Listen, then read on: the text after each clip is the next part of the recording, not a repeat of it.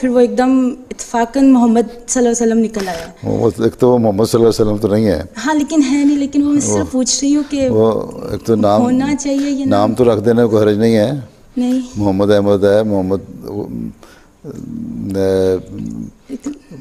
गुलाम मोहम्मद है, इस तरह के नाम रखे जाते हैं जी।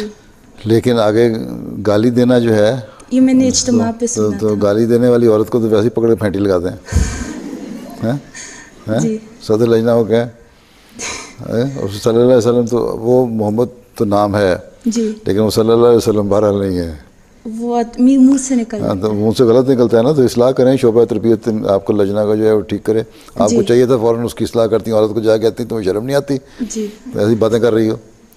वक्फे ना होगा ये भी काम है। बेशक कोई आपको जितना मर्जी बुला भला के अगर हक के लिए आपको मार भी खानी पड़े तो खा लिया करें, ठीक है। जी ठीक है। हाँ। जज़ाकमुल्लाह।